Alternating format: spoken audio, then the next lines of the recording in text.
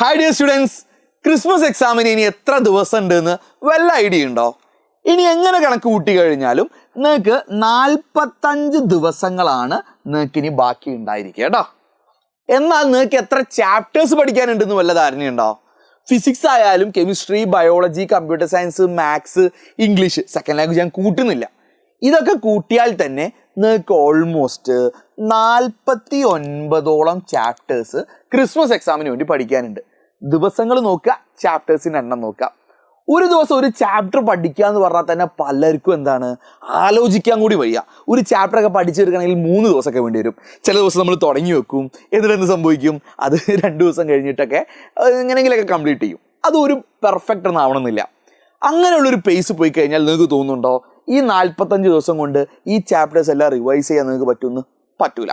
അപ്പോൾ നിങ്ങൾ ഇനി നോക്കുകയാണെങ്കിൽ, എങ്ങനെ നോക്കുകയാണെങ്കിലും നിങ്ങൾക്ക് നമ്പർ ഓഫ് ഡേയ്സ് കുറവാണ്, എന്നാൽ പഠിക്കാനുള്ള ചാപ്റ്റേഴ്സ് കൂടുതലാണ്.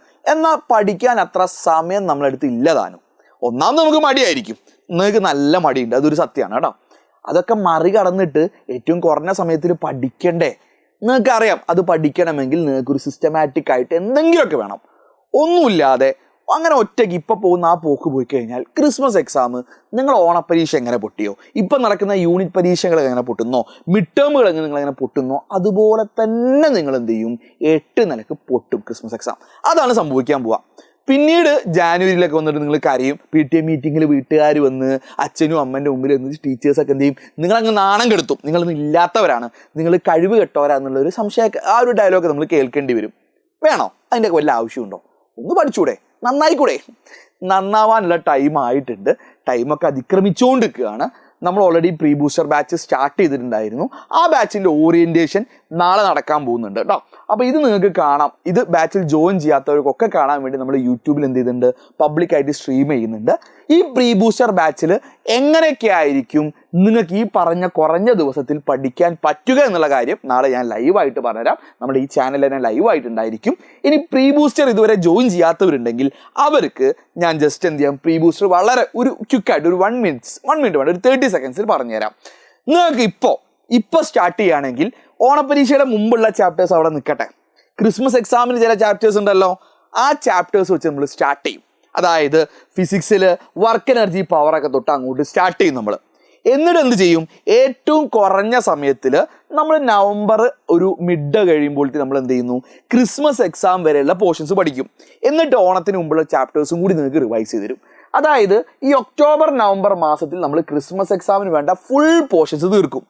എന്നിട്ട് ഡിസംബർ മാസത്തിൽ നമ്മൾ എന്ത് ചെയ്യുന്നു വെച്ച് കഴിഞ്ഞാൽ, നമുക്ക് മോഡൽ എക്സാംസ് എജ്യുപോർട്ട് ആപ്പിൽ ഉണ്ടാവും.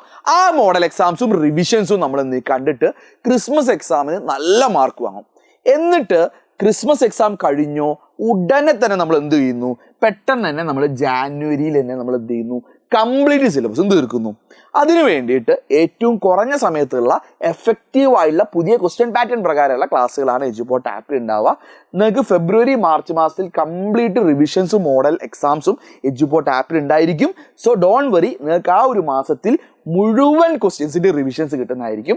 ഇനി ക്വസ്റ്റ്യൻസ് ആണെങ്കിലും പ്രാക്ടീസിനാണെങ്കിലും ഒരുപാട് ക്വസ്റ്റ്യൻസ് എജ്യുപോർട്ട് ആപ്പിലുണ്ട്.